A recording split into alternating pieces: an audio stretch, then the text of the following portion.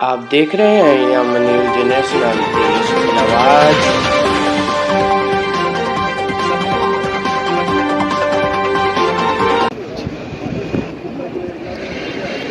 तो साइड ਵਿੱਚ किन्ने नंबर बहुत बढ़िया बहुत गल मैंने बढ़िया बात है। बादल जी सामने देख लो जी।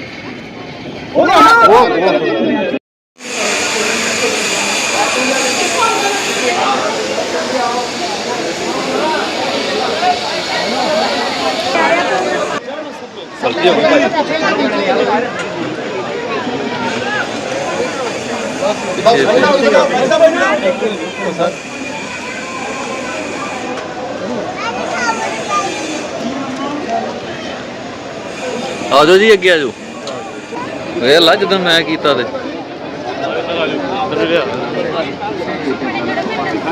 ਕੋਈ ਗੱਲ ਨਹੀਂ, ਇਹਨਾਂ ਨੂੰ ਕਰਨ ਦਿਓ, ਇਹਨਾਂ ਨੇ ਆਪੇ ਲਾ ਦੇਣਾ।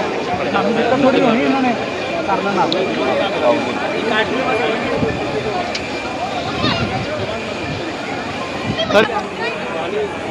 एक भाई साहब सारी कर लिए।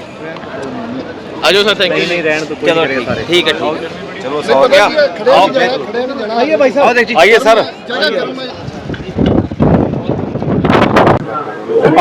आज गुरु नगरी अमृतसर में आकर यहाँ गुरुद्वारा में दर्शन करने का और सबके लिए प्रार्थना करने का सौभाग्य मिला। मैं बचपन में भी 2-3 बार यहाँ आया था। कॉलेज में जब था तब भी एक बार यहाँ आने का मौका मिला था। सिख संप्रदाय भारत के एक गरिमामय संप्रदाय है और भारत के विरासत के लिए, अपने परंपरा के लिए, देश के लिए बहुत बड़ा योगदान सिख संप्रदाय के लोगों से ने पंजाबी लोगों से देश के लिए बहुत बड़ा सेवा हुआ है। आज यहाँ आकर माथा टेक कर दर्शन करने का सौभाग्य मिला है, बहुत अच्छा लगा। तो जैसे जी कैसे देखते हैं पंजाब में पहली जून को चुनाव होने जा रहे हैं, आप भी चुनाव प्रचार करने के लिए यहाँ पहुंचे हैं, तो कैसी रणनीति रहेगी चुनाव प्रचार को लेकर? मैं 3-4 दिन पहले लुधियाना भी आया था, चंडीगढ़ में भी प्रवास हुआ है।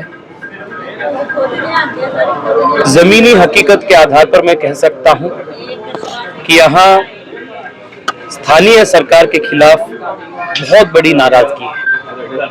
विशेष रूप में युवा गुस्सा में, युवाओं को जिस प्रकार से अवसर मिलना चाहिए वो यहाँ नहीं मिल रहा है। आम आदमी पार्टी के सरकार सत्ता में आने के बाद इन्वेस्टमेंट्स कम हो चुके हैं। 80% यहाँ के इन्वेस्टमेंट कम हो चुके हैं। वापस यहाँ एक्सटॉर्शन करने का, गैंगस्टर का कल्चर शुरू हो चुका है। वो अमृतसर हो, लुधियाना हो, छोटे मोटे बिजनेसमैन को फिरौती करना, उनसे एक्सटॉर्ट करना, ये वापस चालू हो चुके हैं। ड्रग माफिया चरम स्थिति पे है।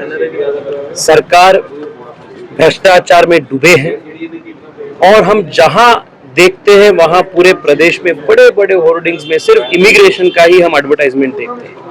इसका मतलब यह है कि यहाँ स्थानीय लेवल पे, लोकल लेवल पे युवाओं को जितना रोजगार मिलना चाहिए, जितना अवसर मिलना चाहिए, वो नहीं मिल रहा है। इसलिए यहाँ से युवा बाहर जाने का, यहाँ से पलायन करने का मजबूरी सामना कर रहे हैं। This is the state of affairs. किसानों की तरफ और भी बीजेपी के और तरनजीत संधू के घर के गिराव किया गया है, कैसे देखते हैं पंजाब में बीजेपी का विरोध किया जा रहा है किसानों? भाई साहब, आप जब फैक्ट्स के साथ इसको कंपेयर करते हैं, वो किसानों के मुद्दा हो या सिख समुदाय से जुड़े मुद्दा हो, पिछले 10 साल में नरेंद्र मोदी जी ने अपने किसानों के लिए और विशेष रूप में पंजाब के लिए और सिख के लिए जितने किए हैं, वो मैं मानता हूं पिछले 70 साल के इतिहास में कोई प्रधानमंत्री इतना काम नहीं किए।